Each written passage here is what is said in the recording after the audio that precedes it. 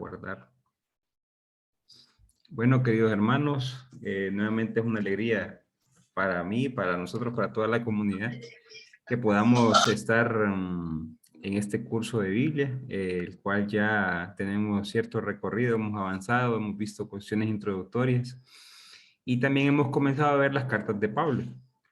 En la sesión pasada, pues tuvimos la oportunidad de poder hacer una sesión de preguntas y respuestas, considerando de que eran tres cartas las que habíamos visto y suficiente contenido para poder recapitular esas cosas hermosas que miramos, pues hemos visto, hemos hecho un resumen completo de todo eso. Y hoy, continuando con nuestra preparación de las cartas paulinas, recordemos que son 13 cartas las que vamos a ver. Entonces, hemos visto hasta el momento 3, Primera Tesalonicenses, hemos visto Primera Corintios y hemos visto Gálatas. Y miramos esa evolución del pensamiento paulino. Pero hoy vamos a ver la segunda carta a los Corintios, pero como siempre, antes de comenzar, vamos a pedirle al Señor que nos dé la fuerza, que nos abra la mente y el corazón para poder entender esta belleza carta que vamos a ver, que es la segunda carta a los Corintios. Entonces, en nombre del Padre, del Hijo, del Espíritu Santo. Amén. Padre bueno, quiero darte gracias, Señor, por esta oportunidad, porque nos permites adentrarnos más a tu palabra, Señor. Sabemos que tu palabra es inspirada por ti, Señor. Sabemos que es una palabra de salvación para todos nosotros. Ayúdanos a comprender, Señor, estas palabras hermosas, lo bello de ser cristiano, Señor, para poder entender que estamos aquí con un propósito, con una razón, la cual es ayudar a los demás, Señor. Que podamos hacernos ofrendas para nuestros hermanos, que podamos, por medio de la palabra, entender tus designios, tus propósitos para nosotros, Señor. Abre nuestra mente y nuestro corazón al escucha, Señor, y envía tu Santo Espíritu para que podamos estar atentos. Y gracias, Señor, por la tecnología, porque podemos grabar estas sesiones y los hermanos que no la pueden ver de manera presencial, lo verán de manera sincrónica. Señor, te pido por cada una de estas familias que están aquí reunidas para que esto que aprendan lo puedan encarnar y llevar a la cotidianidad de sus vidas. Todo eso te lo pongo en tus manos, Señor. A ti que eres digno de honra, gloria y majestad por los siglos de los siglos. Amén. En el nombre del Padre, del Hijo, del Espíritu Santo. Amén. Amén. Bueno, mis queridos hermanos, y como les dije, vamos a avanzar en la segunda carta a los Corintios. Esta es una carta que en lo particular a mí me encanta porque Pablo defiende mucho su apostolado. Pablo acá se toma pues bien en serio lo que es crear, lo que es la creación de comunidades. Él que ha creado las Corintios, ya lo habíamos visto en la primera carta, y aquí surge algo bien interesante, y es que cuando Pablo se mueve de comunidad para seguir evangelizando, resulta que han llegado unos tipos, unos brother ahí que le llaman los superapóstoles, él, que son gente muy emotiva para hablar, muy emocional, que los hacen llorar, que no sé qué, y que hace el mensaje, pero Pablo se asusta porque llega un momento en el que ya no lo quieren dejar entrar a la comunidad. O sea, la comunidad que el mismo Pablo creó, a la misma comunidad que Pablo les infundió el Evangelio de Cristo, no lo quieren dejar entrar. Entonces Pablo reacciona de una manera hermosísima. Cualquiera diría, yo en los pies de Pablo probablemente hubiera dicho, ¿y esto qué le pasa a esta gente? ¿Por qué me tratan así? ¿Por qué? Si yo los tengo acá, pues si por mí encontraron la salvación en Cristo. Pero no, Pablo, lejos de ser presumido, Pablo es una persona sumamente humilde y lo que hace es mostrar la belleza de ser cristiano. Ya los que pudimos estar en la asamblea la vez pasada, hace 2, 3 sábados, pudimos adentrarnos un poco, pero hoy vamos a ahondar un poco más en eso. Entonces, voy a compartir la presentación que tengo acá. Solo me confirman que estén viendo una sola pantalla azul. ¿Estamos ahí? Sí, estamos bien. Perfecto, entonces vamos a dar inicio con esto. Entonces lo que les decía, continuando con el Evangelio, con el curso que hemos estado adentrándonos, el curso de Creciendo en Nuestra Fe. Yo creo que a estas alturas todos estamos muy alegres porque hemos aprendido y estamos creciendo. Pero esto no es, esto solo es el inicio. Vamos a ir avanzando en toda la belleza de esto. Como traje imagen, unas gráficas, un mapa de lo que habíamos visto en la primera carta de los Corintios, solo para refrescar, la idea de de lo que estamos viendo. Pues ya les decía yo que era un puerto, Corintio, que tenía mucho comercio, mucho turismo, mucha idiosincrasia, o sea, había muchas religiones ahí, muchos cultos. El culto a los dioses griegos era muy importante para ellos.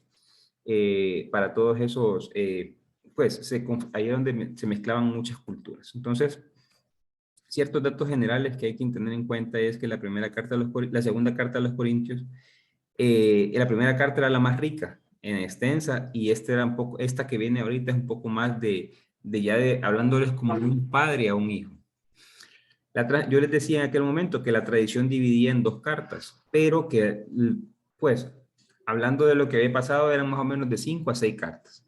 Entonces ya en la primera carta de los Corintios habíamos visto como que dice la 2, 3 y 4. ¿Por qué no vimos la 1? Porque la 1 se perdió. Yo les hacía esa división que más o menos podría ser que era una para fortalecer la comunidad. Y después mirábamos la 2, la 3 y la 4, que eran como preguntas que hacían los corintios a Pablo, llevados por la familia de Cloé. Si se recuerdan que habían ido a Corintio, no a corintiar, recordemos corintiar era el verbo que se utilizaba para decir el libertinaje que había en la isla, pero de estas 5 o 6 cartas que se habla, la que estamos viendo ahorita, la segunda carta de los Corintios, son las dos últimas. Entonces, hay 3 temas bien importantes ahí, pero Corintio, como les dije en aquel momento, era una ciudad cosmopolita muy moderna, del primer siglo, un puerto, mucho comercio, y como les comenté también en Hechos de los Apóstoles 18:1, para refrescar memoria nada más ahorita, nos cuenta de los viajes y de cómo se había encontrado con Áquila y Priscila, los cuales provenían de Roma, después de la trifulca romana, de la trifulca judía, perdón, que fue cuando se le revelaron un poco al emperador, los expulsó, y estos llegaron a dar a Corintios, y ahí es donde Pablo se encuentra con ellos. Pablo venía de Atenas, Pablo venía de predicar en el Arépago, como nos cuenta Hechos de los Apóstoles 17. Acá también podemos ver ciertas cosas que ya hemos visto. Por ejemplo, en Hechos 18:5, Timoteo y Silas se agregan a Pablo en esta ciudad, que venían ellos del norte de Grecia, Filipo y Tesalónica. Avanzando en lo que es la segunda ya, datos generales de la segunda carta a los Corintios, como les decía, la carta 4 y 5 es la unión, 2, 3 y 4 es lo primero que vimos en la primera carta a los Corintios, y les decía yo que la 1 pues se había perdido, pero en el primer video, si quieren regresar a él, pueden ver cuál es el primer capítulo, cuál es la primera carta que comprende la primera carta a los Corintios, lo cual lo miramos. Después de la muerte de Pablo, alguien se dio una tarea y pues Pablo muere y dicen que no es posible que estas cartas con tanta información se pierdan. Entonces, alguien se dio la tarea de reunirlas. Al igual, empezó a reunir todas las cartas de Pablo, como diciendo, vamos a tener este cuerpo paulino en aquel momento para poder recircularlas en todas las comunidades, porque se dieron cuenta que tenían muchísima información y valiosa información. La carta 4 de Corintios, según los investigadores, los estudiosos, dice que se divide en el capítulo del 1 al 7 y de ahí salta al 10 y el 13. Son ciertos aspectos que ellos ven en la escritura, en lo que presentan, y ellos pueden dividir ese tipo de información. Es importante que sepan que hay un estudio detallado de las Sagradas Escrituras desde la perspectiva histórica. Se le llama, a esta gente se le llaman filólogos. Los filólogos son la gente que agarran los escritos en griego y empiezan a estudiarlos. Utilizan métodos de crítica textual. Lo que hacen es ver los textos. Crítica textual, por ejemplo, tiene ciertos parámetros y es el texto más corto es el primero. Por ejemplo, ¿por qué se dice por ejemplo, que Marcos es el primer evangelio? Utilizando, bueno, muchos fundamentos, pero uno de ellos es el fundamento de la crítica textual, que dice que el texto más corto es el primero. ¿Por qué? Porque es el más difícil de explicar, porque no se da mucha información. Y eso lo pudieron ver una vez que pusieron los evangelios y vieron que Lucas y que Mateo agrandaban lo que decía Marcos. Entonces, para que tengan una idea de cómo los investigadores, por medio de la crítica textual, pueden llegar a esas conclusiones, porque a veces uno dice, ¿y cómo se dan cuenta estos? Pero es que pues hay un montón de manuscritos y empiezan a estudiarlos en griego, en el idioma original.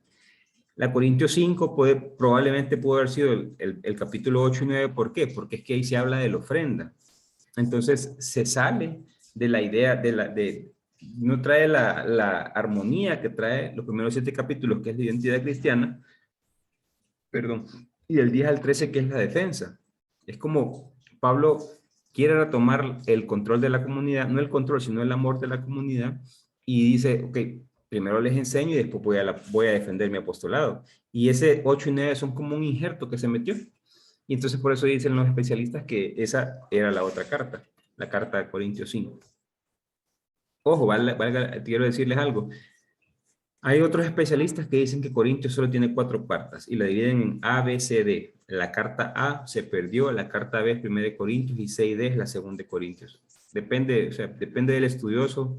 Ahí lo que uno hace es irse con el que tenga la mayor cantidad de auspiciadores, por decirlo así, o de personas que estén a favor de ciertas hipótesis. Recordemos que en Biblia nada es exacto, lo que tenemos son hipótesis en las cuales el consenso de estudiosos se inclina más por una o más por otra. Lo que estudiamos en esta clase es lo que la mayoría de los estudiosos se inclinan. Porque la gente, Pablo está enojado, o sea, se da cuenta que la gente está entontada, pues, o sea, está, diríamos aquí, apendejada, como diríamos en nuestro medio, embobada y está relajada. ¿Por qué? Porque lo que les decía al inicio, han llegado unos super predicadores, unos predicadores espectaculares que lo hacen llorar a uno cuando predican, de la emoción y de la alegría y tan emotivos que se ponen.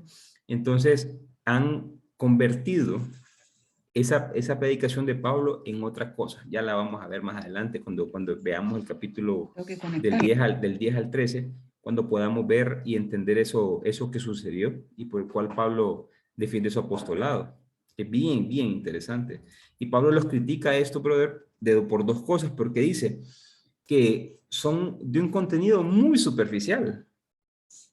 Podríamos decir, bien así por encimita, pues, nada de profundidades, sino que solo por encimita. Y lo otro es que les gusta la buena vida, les gustan los mejores hoteles, les gustan las buenas ofrendas, les gusta que sean aplaudidos y no sé qué, y que aquí, que allá. Entonces Pablo les dice, yo nunca he sido así, pues, y tampoco les he sido gravoso.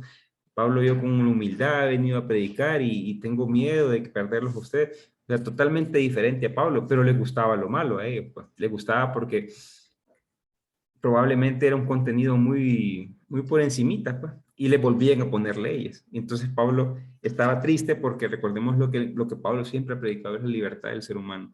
Entonces, acá lo que muestran es que habían unos que les encantaba estar bajo la ley, y estos superapóstoles era lo que enseñaban. Entonces, continuando con esto, podemos ver que la segunda carta a los Corintios es bien sencilla. Tiene 3 elementos fundamentales. Como les dije, del capítulo 1 al 7, Pablo denuncia muchas situaciones. Denuncia muchas situaciones y él piensa cómo ayudarle a la comunidad, cómo ayudarles a recobrar el espíritu y a que vuelvan a Cristo porque se están alejando.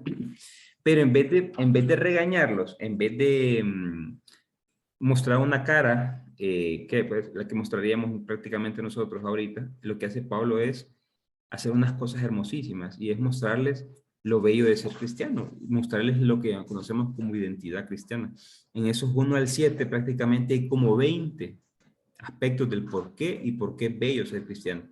Los que estuvimos en la asamblea, repito, hace 2 semanas, 3 semanas, más o menos estudiamos como unos 5 o 6. Hoy vamos a ver 10 y les va a quedar de tarea encontrarme los otros 10. Pero es hermosísimo porque una vez que uno se da cuenta de lo bello de ser cristiano, todo cambia, la vida cambia. Lastimosamente, pues, hemos insistido en esto de que a las Eucaristías a lo que vamos es Eucaristía, no es una clase teológica. Y estas cosas, pues, se emprenden adentrándose en la teología y entendiendo todos estos aspectos. Capítulo 8 y 9 nos muestra la importancia de ofrendar, porque a veces uno dice, no, yo doy porque me sobra, pues, o de repente porque me da lástima cierta persona, pero es un capítulo hermosísimo, estos 2 capítulos, porque nos muestra por qué ofrendar, nos muestra ciertos frutos de la ofrenda, ciertos fundamentos de la ofrenda, Es hermosa, es hermosa. Yo después de la clase les voy a pasar un video que pues hace un año, 2 años creo que lo grabamos en la parroquia y me tocó a mí la ofrenda. Y entonces, ven la facilidad, ¿verdad? Que cuando uno estudia estas cosas uno dice, la ofrenda, sí, en vez, según de Corintios 8 y 9, y ahí lo voy a sacar.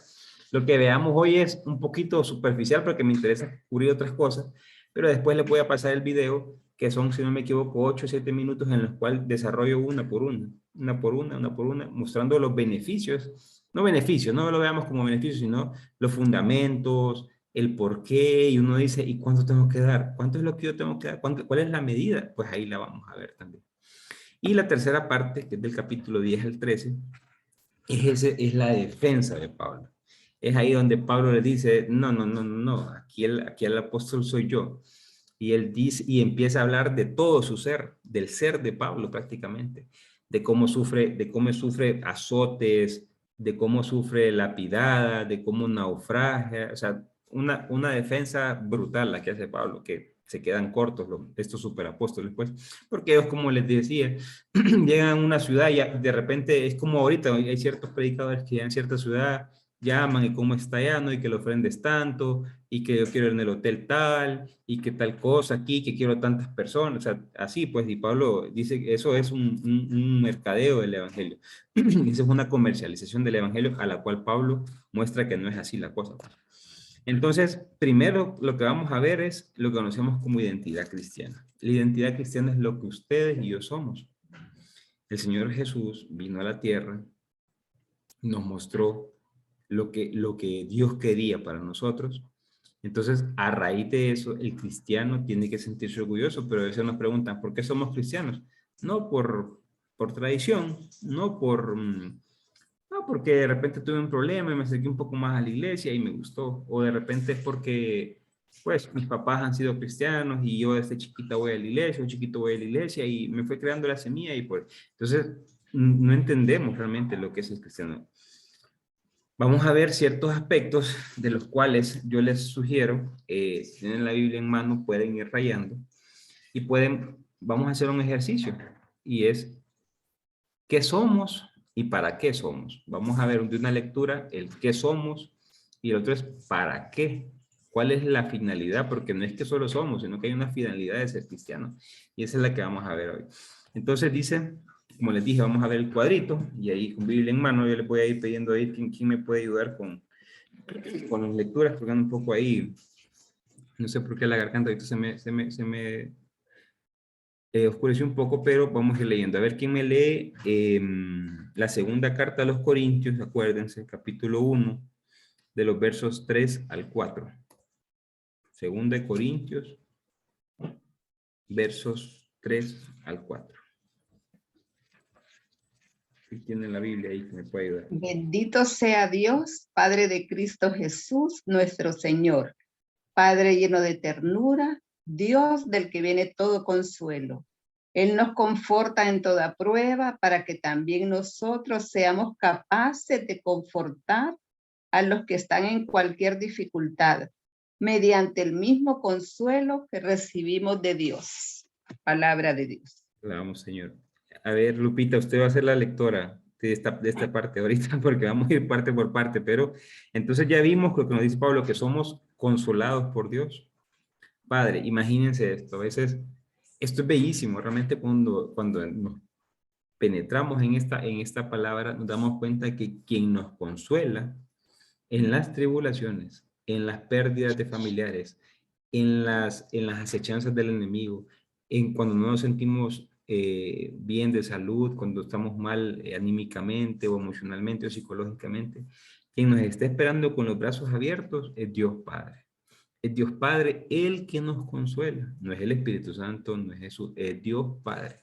A veces nosotros, ¿cómo le pedimos al Señor que nos consuele, va? Y es Dios Padre el que nos quiere consolar. O sea, a veces uno dice, escucha, si nos diéramos cuenta que Él está así, con los brazos abiertos, esperándonos, yo creo que sería más fácil todo dejarnos consolar. ¿Pero para qué? Pues yo les dije, vamos a hacer un ejercicio. ¿Para qué?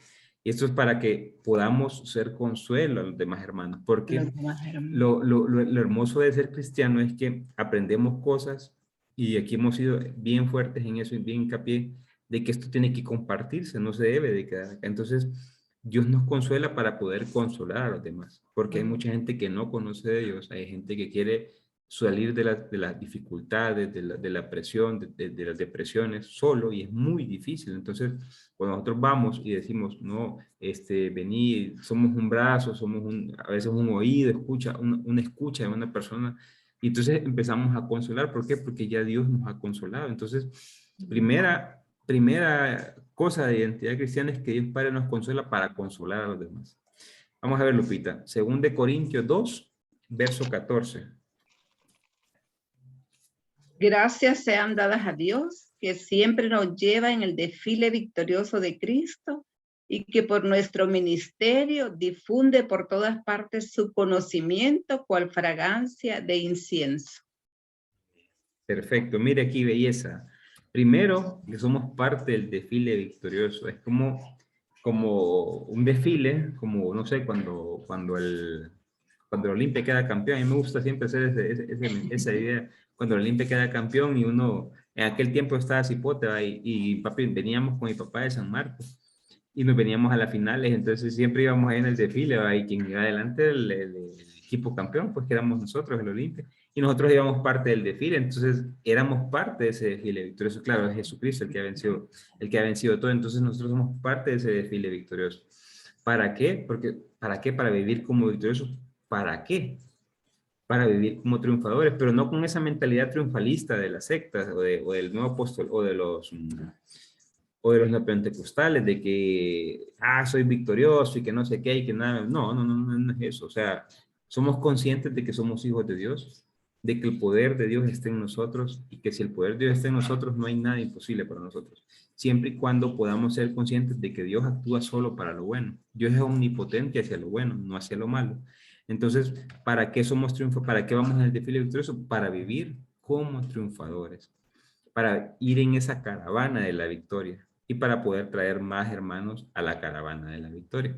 A ver, Lupita, también me leyó usted ahí, 2 Corintios 2, verso 14, o sea, me la leyó la parte final, dice que somos el buen olor a Cristo. Ahí en ese verso 14 hay dos. En la parte A está la del desfile victorioso y en la parte B el buen olor a Cristo. ¿Qué es el buen olor a Cristo? Es poder impregnar donde vamos de Dios. Es ahí, yo creo que usted, Lupita, en la vez pasada que estamos en las clases, en las preguntas, decía de que usted le había tocado llevar la palabra a unos mototaxis, entonces, a unos señores de los mototaxis. Yo decía, realmente ese es el buen olor a Cristo, de poder cambiar la sociedad. La sociedad está terriblemente podrida. La mayoría de las cosas que se están haciendo no son correctas. Se crean leyes para opacar lo malo. Entonces somos nosotros los defensores de la justicia de Dios. Aquí Dios no va a venir del cielo y va a meterse a arreglar las cosas. Él trabaja en base a lo que hagamos nosotros.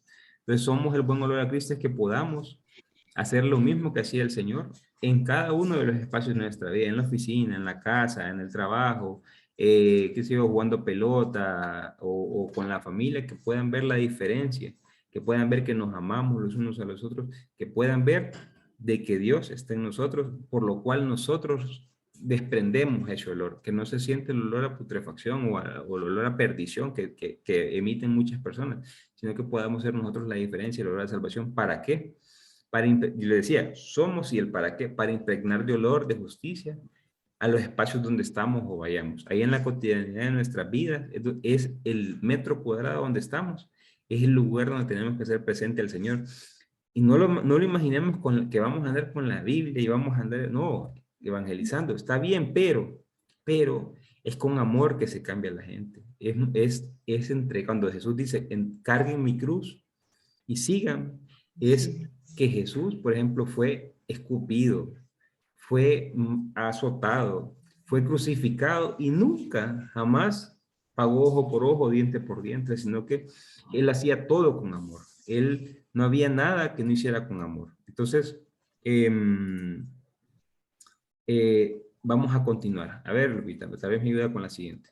Es 2 Corintios 3, del verso 1 al 3. Pero voy a recomendarme otra vez. ¿Debería acaso llevar cartas de recomendación de ustedes o para ustedes como hacen otros? Ustedes mismos son nuestra carta de recomendación. Es una carta escrita en el interior de las personas, pero que todos pueden leer y entender. Nadie puede negar que ustedes son una carta de Cristo, de la que hemos sido instrumentos, escrita no con tinta, sino con el Espíritu del Dios vivo, carta no grabada en tablas de piedra, sino en corazones humanos. Amén. Palabra de Dios.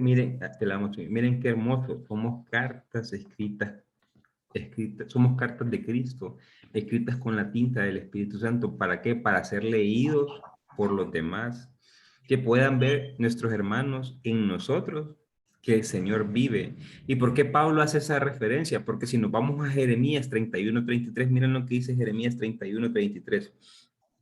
Sino que esta será la alianza que yo pacté en la casa de Israel después de aquellos días, oráculo de Yahvé. Pondré mi ley en su interior y sobre sus corazones. La escribiré y seré yo, y yo seré su Dios, y ellos serán mi pueblo. Está haciendo referencia a que de las profecías mesiánicas que hacía, en este caso Jeremías, lo que muestra es que, perdón, la nueva alianza va a ser la ley de Dios. ¿Cuál es la ley de Dios? La ley es el Espíritu Santo que se mete en nuestros corazones para hacernos cartas de Cristo, para hacernos cartas del Señor. Es el Espíritu Santo, hermanos, el que se metió. Recordemos que, recordemos que después de la muerte del Señor, vino la entrega a su Espíritu, que para Lucas se da 50 días después, para Juan y para los sinópticos se da en la cruz. Entonces, perdón, para Juan se da en la cruz. Entonces, ¿qué es la nueva alianza? Es el Espíritu Santo. ¿Y qué dice Pablo? La nueva alianza ya está en nuestros corazones. Aquí ya no tenemos que andar los 10 mandamientos en la mano, sino que la nueva ley está acá, en nuestros corazones. Y es una ley escrita con la tinta del Espíritu Santo. ¿Para qué? Para que todos puedan ver en nosotros al Espíritu de Dios, que es el que mueve nuestros corazones. Continuamos, Lupita. 2 Corintios 4, del 7 al 9.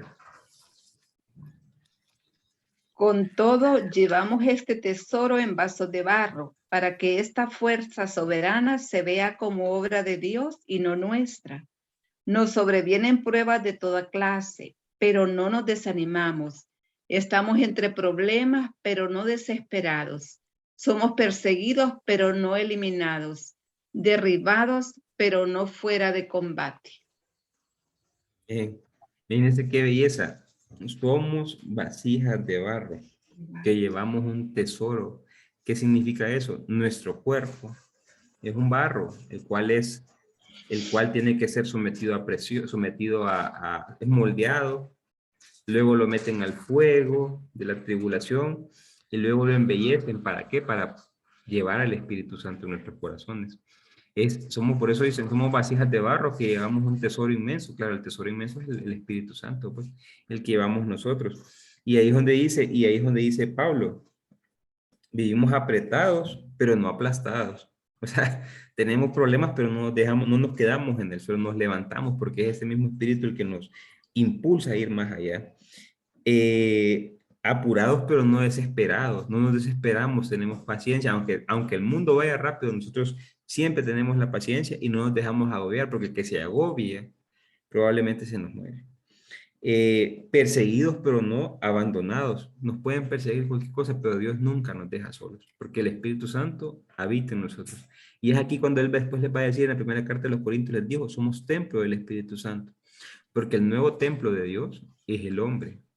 Por eso Jesús cuando dijo, destruyen este templo y yo lo restauraré en 3 días, era para hacer referencia de que el nuevo templo de Dios era Él. Y si Él vive en nosotros, somos el nuevo templo de Dios nosotros. Entonces, ¿para qué? Para llevar el Espíritu Santo, les decía yo, a todos lugares donde vayamos. Y que podamos ver en todos los demás al Espíritu de Dios que habita en cada uno de nosotros. ¿Eso quién lo muestra? Eso solo muestra el cristianismo. Eso lo muestra que cada uno de nosotros somos templo del Espíritu Santo. Entonces, como templo de Dios, yo tengo que tratar a otra persona como eso, como el templo de Dios, como que ahí habita la divinidad, como que ahí habita el mero, mero. Imagínense si nos tratáramos así todos, ¿qué sería este país? ¿Qué sería este mundo? Sería una belleza. Se cumpliría el plan de Dios en la humanidad. Lastimosamente, la vida de uno vale más que de otros. Entonces es difícil, pero nosotros como cristianos tenemos que hacer la diferencia. Entonces, continuando, Lupita, vamos con 2 Corintios 3, del verso 17 al 18. El Empezamos. Señor es espíritu, y donde está el espíritu del Señor hay libertad. Todos llevamos los reflejos de la gloria del Señor sobre nuestro rostro descubierto, cada día con mayor resplandor, y nos vamos transformando en imagen suya, pues Él es el Señor del Espíritu. Amén. En este 17 hay dos. 17 y 18 hay dos. La primera, que no la anoté, pero es que el Espíritu nos libera. Y ya hemos visto la libertad para Pablo. ¿Qué significa? La libertad el día de hoy, aparte del ser el bien para el otro, también es la capacidad que tengo yo a reaccionar ante los estímulos. Yo puedo ser libre en la medida que yo puedo controlar por medio del Espíritu Santo mis estímulos, que no me enfurezca, que no me vaya a mujerear, que no me vaya a beber, o sea, tantas cosas que eso lo ayuda a controlar el Espíritu Santo. Entonces, la libertad también se puede ver desde esa perspectiva. Las dos son válidas, las dos están en el Nuevo Testamento. Pero la que nos interesa el día de hoy es, somos espejo de la gloria de Dios. ¿Qué quiere decir esto? Imagínense ustedes un espejo. Imagínense que Dios está viendo el espejo. Ustedes son el espejo y que Dios está viendo ahí. Dios quiere reflejar su rostro a los demás. Pero ¿qué pasa? Muchas veces nuestros espejos están empañados. Entonces imagínense un espejo empañado que refleja la silueta tal vez y algo desfigurado. Pero si nosotros limpiamos ese espejo, lo que se tiene que notar es el rostro de Dios a los demás. Imagínense esa magnitud, que somos el espejo en el cual se refleja Dios. Para mí eso es increíble. ¿Para qué? Para transformar todas las personas que nos ven, pues. Para que todo el metro cuadrado en el que andamos, en la cotidianidad, pueda transformarse mediante la acción redentora de Dios. Para eso somos los espejos de gloria del Señor. Y ojalá que de aquí en adelante podamos limpiar nuestros espejos y que cada persona que se acerque a nosotros pueda ver la gloria o el reflejo de Dios en nosotros. Imagínense esa belleza. Eso es algo espectacular. Eso es solo el cristianismo y por medio de Pablo se logra identificar ese tipo de cosas. Continuamos, Lupita. 2 Corintios 5, versos 17 al 21.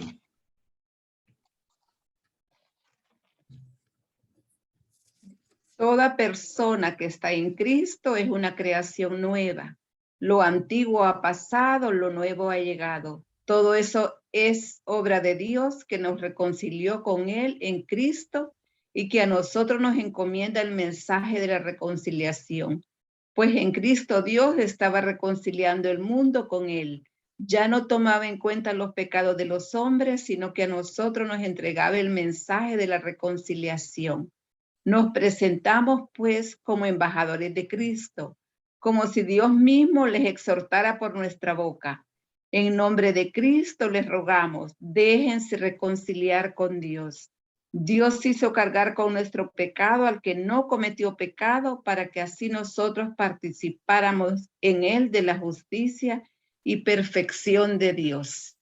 Bien. Ahí hay varios. Por ejemplo, que somos una nueva creación. Esto es bien interesante porque yo cuando entendí esto, empecé a hacer una oración y cada vez que me levantaba yo decía, Señor, así como resucitaste a tu hijo al tercer día, resucítame a mí todos los días, porque todos los días es una nueva creación para el ser humano. No importa lo mal que nos haya ido un día anterior. Si estamos conscientes de que Dios está en nosotros, mañana es un día nuevo y tenemos la capacidad para ir a pedir, ir a arreglar, no ir a pedir perdón, ir a arreglar lo mal que hemos hecho. Porque no solo es pedir perdón, aquí hay que ir a arreglar las cosas. Ese es el problema, que a veces creemos que solo es pedir perdón y se acabó. Pues la ventana cuando se quiebra no solo es ir a decirle lo siento, hay que ir a cambiarla. Entonces, por eso somos una nueva creación. Y al día siguiente tenemos la oportunidad, todos los días son nuevos, para poder cambiar y para poder mostrar esa nueva creación en nosotros. Usted nos decía eso, luego nos decía también que parece que somos reconciliados con el Padre. ¿Para qué? Para anunciar la reconciliación. Esa es una teología muy paulina, que el día de hoy, pues, te tiene que ver diferente. Pablo, cuando voy a ver, lo que pasa es que se nos va a hacer larga la hora, pero si no, pues dejamos otra parte para la otra semana. Pablo, pero sí me interesa que entiendan esto. Pablo en el siglo I, cuando Jesús muere y Pablo conoce a Jesucristo con la revelación que él tuvo cuando él encuentra su vocación, él se da cuenta de algo, y es algo que dice el libro de Deuteronomio. Cuando Jesús muere, dice Deuteronomio 21, verso 22. Si un hombre reo de delito capital ha sido ejecutado, lo colgarán de un árbol, pero no dejarán su cadáver que pase la noche del árbol. Lo enterrarán el mismo día, porque el colgado es un maldecido de Dios. Pablo, como era un ávido de la escritura, entendía esto. Entonces Jesús fue crucificado, Jesús murió, Jesús fue enterrado y fue Jesús colgó de un madero. Y dice la escritura que colga de un madero es un maldito. ¿Cómo llevar ese mensaje a los demás? ¿Cómo? Era imposible. Desde la perspectiva judía, Dios, si este era el Hijo de Dios, tenía que bajar del cielo y por eso le dicen, sálvate, no es que eres hijo de Dios. Sálvate ahora que estás acá. ¿Por qué? Porque desde la mentalidad judía, el que era bendecido por Dios, Dios tenía que bajar y tenía que salvar a él porque tenía que ratificarlo como su hijo. Jesús murió, Dios no bajó. Entonces Pablo, al darse cuenta de esto y ver, dice, Pablo lo que hace es un desarrollo teológico que es fenomenal, pero al día de hoy nosotros estamos no en obligación, pero sí en la cuestión de demostrar algo más.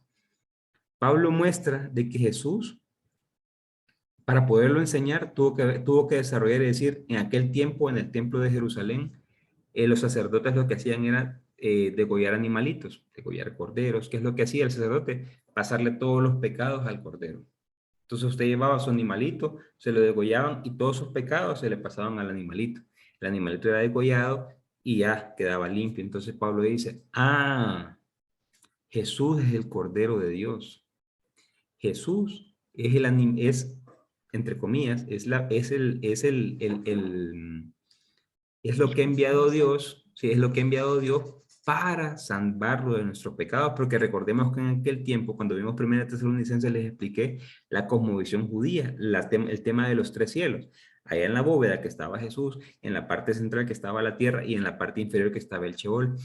Entonces, cuando Pablo entiende, ok, Jesús muere por nuestros pecados, ahora nos ha reconciliado con el Padre, ya no nos vamos para abajo, sino que vamos para arriba, vamos para el cielo, vamos con el Padre. Entonces, esa teología paulina fue muy buena. Al día de hoy es un poco difícil, pues la entendemos por fe, pero cuando tocamos el tema de razón es un poco difícil porque uno dice, ok, si Dios envió a su único hijo a morir por nosotros, ¿qué no puede hacer conmigo? A mí me va a mandar cualquier cosa, porque si hizo eso con su hijo, ya no, yo no, o sea, puedo agarrar cualquier cosa de él. Entonces, hoy hay que enseñar algo y es lo que a mí me gusta. O sea, a mí me convence esto, me convence. Yo no les estoy diciendo a ustedes que la sigan, pero yo les estoy dando fundamentos del por qué Pablo saca su contenido teológico, el cual ha funcionado. Pero, ¿qué hubiera pasado, por ejemplo, si Poncio Pilato no condena a Jesús?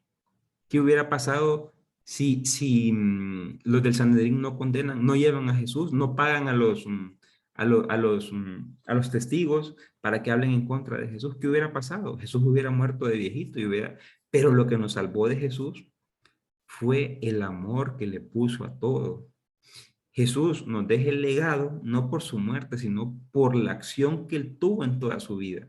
Jesús nos enseñó cómo tratar al ser humano. Jesús enseñó que Dios estaba a favor del ser humano. Jesús nos muestra esa idea que ya se mostraba en el Antiguo Testamento.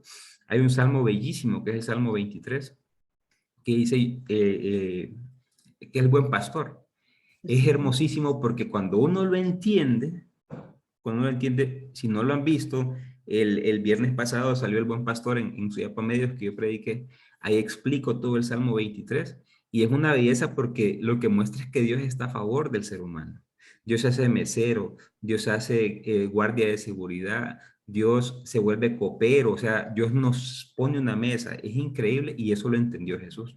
Entonces Jesús nos viene a enseñar cómo el ser humano después de ser una porquería de la sociedad, después de estar relegado por todos lados, Jesús, mostrando el amor que Dios tiene por nosotros, nos muestra esta realidad grandísima, que es que el ser humano es la creación más bella que tiene Dios, es lo más hermoso que tiene Dios, y es por lo cual debemos luchar para enseñar al ser humano de que no debemos estar pisoteados, porque Dios habita en nosotros, y es lo que hace Pablo acá. Pablo sabe todo esto, y Pablo entiende y les dice, ok, pero es que el Espíritu Santo ya está en ustedes ya son cristianos, ¿por qué se dejan embobar de los otros? Entonces empieza a desarrollar todo esto. Eso más o menos es la teología la teología paulina de la reconciliación de Dios.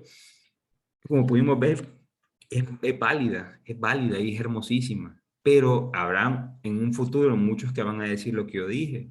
Si esto hizo con Jesús, que era su hijo, ¿cuánto más no va a hacer conmigo? Pero es que realmente hay que ver el trasfondo y hay que ver que Jesús nos salva por amor, por dolor nadie se salva. Por dolor es terrible, más bien aleja a la gente. Como les digo, estas son unas cuestiones que a mí en lo personal me llenan el corazón de alegría. Darme cuenta de estas cosas, de que Dios no mandó a su único hijo a morir por nosotros, de que el Señor lo que hizo fue mandarlo a salvarnos, a enseñarnos cómo vivir impartiendo amor a los demás. Entonces es una belleza. Pero ahorita les quería explicar todo esto para que pudieran, pues, entender un poco. Yo les dije en 1 Corintios 15, en 2 Corintios les dije yo, les voy a ampliar un poco eso de la teología de la reconciliación, que insisto, es buenísima, pero hay que entenderla desde el contexto que se da en la época y por qué Pablo lo anuncia así. Porque Jesús, a la vista de todos, era un maldito, como lo dice Deuteronomio, no lo digo yo, lo dice Deuteronomio. Les voy a dar la cita por si la quieren leer. Deuteronomio, aquí lo tengo apuntado, Deuteronomio 21, del 22 al 23.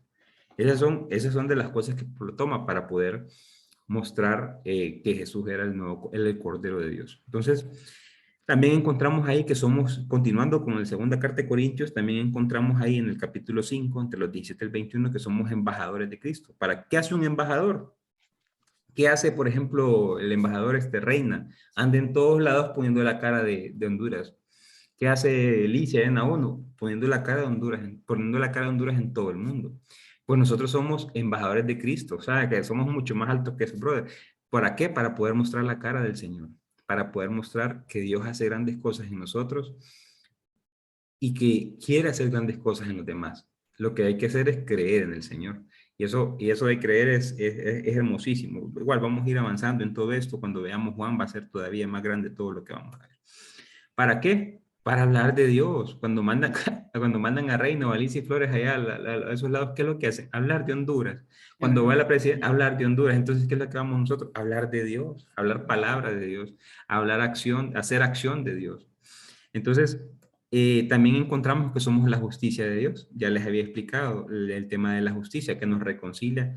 ¿Para qué? Para ser justificado. La justificación, se los adelanto, hay dos formas de ver la justificación. Y es literal, que es que Dios dice, no, hombre, este es mi hijo. Imagínate que se dejó llevar por los celos. Imagínate que se enojó con Noelia porque no sé, de repente algo le pasó y se dejó llevar por los celos, pero perdonémoslo, hombre. O de repente no hizo bien su trabajo, estaba cansado porque tiene todos los días de estar trabajando. Esa es la justificación desde la manera literal, pero está la justificación desde la manera más profunda y es la que es hermosa, que es, ya hemos visto que el Espíritu Santo habita en nosotros, en todas estas cosas. Pues es el Espíritu Santo entrando al interior del ser humano para erradicar el mal de raíz, cortar el mal de raíz, para que no volvamos a fallar. Y esto que le voy a decir, solo Dios puede erradicar el mal de una persona. No es el feng shui, ni el yoga, ni esas prácticas así espiritistas orientales. La única manera de erradicar el mal es Dios. Y Dios tiene que entrar en el interior del ser humano para limpiar el mal de raíz. Eso lo vamos a ver allá cuando veamos Juan, pero ya les adelanto que la justificación de Dios es Dios mismo entrando en el corazón del ser humano para limpiarlo de raíz, para limpiarlo y dejarlo sano. Imagínense, hermanos, ahorita ya llevamos 50 minutos de clase. Estamos enteros. Yo les voy a decir que vamos a dejar la clase hasta aquí, porque pues la idea no es cargarlos tampoco con media hora más o 40 minutos más. Y no quisiera tocar tampoco la segunda carta de Corintios capítulo 8, ni 9, ni 11, ni no, sin poderles compartir todo. Entonces yo pensé realmente que íbamos a salir, pero pues ver estas cosas de la identidad cristiana es hermoso. Realmente que pues los que no estuvieron en la asamblea hoy lo están volviendo a ver. Y eso sí, agregué 5 más. En la asamblea solo vimos 5, ahorita agregué 5, entonces tenemos 10. La tarea, porque hay tareas, por favor háganla. Para ustedes es que del capítulo 1 al 7 faltan 10 más. Yo les di uno. Ahorita aquí tenemos 10, pero yo hice uno que no lo anoté, que se los dije, ese ve el 11, entonces les quedan 8 más. Hay que buscar y cuando tengamos eso, es una belleza porque nosotros como cristianos vamos a darnos cuenta de la belleza que ha hecho el Señor en nosotros. Entonces, yo pues, no podemos, no puedo, pues, me falta un montón. Entonces voy a dejar esto hasta acá. Vamos a hacer la oración de cierre y vamos a continuar el siguiente martes. Ya tienen toda la presentación ustedes. Lo que falta, vamos a hacer siempre un reforzamiento y lo que falta es la ofrenda, que es hermosísima. Igual les voy a ir pasando el video para que lo vean, el video que hicimos en la parroquia, para que lo vean y puedan ir avanzando un poco. Y como tarea, como les dije, encontrar los otros y leer los primeros 7 capítulos. Eso es la única tarea. Entonces, vamos a orar. En nombre del Padre, del Hijo, del Espíritu Santo. Amén. Señor Jesús, gracias, Señor, porque nos has hecho ser tu olor, Señor, ser tu carta, ser tu embajador. Gracias, Señor, porque vamos en el desfile victorioso. Gracias, Señor, porque tú nos has mostrado la verdadera cara de Dios. Señor Jesús, gracias porque nos has mostrado cómo amar, cómo entregarnos por los demás y la estatura del hombre perfecto. Señor Jesús, hoy quiero que sea tu Santo Espíritu, ese mismo que te resucitó entre los muertos, que nos haga entender que somos perlas preciosas, que somos hechas por el alfarero, que somos la arcilla a la cual Él nos moldea, a la cual ha infundido su Santo Espíritu en nosotros, para que podamos llevar la verdad, la alegría, el amor, la justicia a todo lugar que vayamos. Gracias, Señor, porque tú nos has mostrado cosas grandiosas, hermosísimas, para levantarle la autoestima a cualquier persona. Gracias, Señor, porque eres tú quien moldea nuestro ser y nos lleva a cosas grandísimas. Señor, queremos creerte, Señor. Queremos creer que tus promesas son verdaderas y que tu Santo Espíritu es el que habita en nosotros. Queremos creer a tu Santo Espíritu porque somos seres trascendentales, Señor. Somos seres que estamos destinados a vivir y a vivir en plenitud. Gracias, Señor Jesús, porque tu muerte nos ha enseñado muchas cosas, pero sobre todo de que el amor que le pusiste a cada una de las cosas que tú hiciste cambió el mundo. Gracias, Señor, por reintegrar al ser humano en la sociedad, por darle dignidad, Señor, y por mostrarnos que Dios Padre nos ama con infinito amor. Queremos saludarte, Padre bueno, porque tú eres el bueno, Señor, así como el Señor Jesús nos dejó la oración y decimos todos juntos: Padre nuestro que estás en el cielo, santificado sea tu nombre, venga a nosotros tu reino, haga, Señor, tu voluntad en la tierra como en el cielo. Danos hoy nuestro pan de cada día, perdona nuestras ofensas, como también nosotros perdonamos a los que nos ofenden. No nos dejes caer en tentación, y líbranos de todo mal. Amén. Y a ti, Madre Santa, también te saludamos como el ángel te saludó. Alégrate, llena eres de gracia, el Señor es contigo, bendita tú eres entre todas las mujeres y bendito es el fruto de tu vientre, Jesús. Santa María, Madre de Dios, ruega por nosotros pecadores, ahora y en la hora de nuestra muerte. Amén. Y continuamos con la bendición del Padre, en el nombre del Padre, del Hijo, del Espíritu Santo. Amén. Bueno, mis queridos hermanos, aquí termina la grabación. Hemos terminado la primera parte de la carta a los Corintios. Vamos a continuar el otro martes.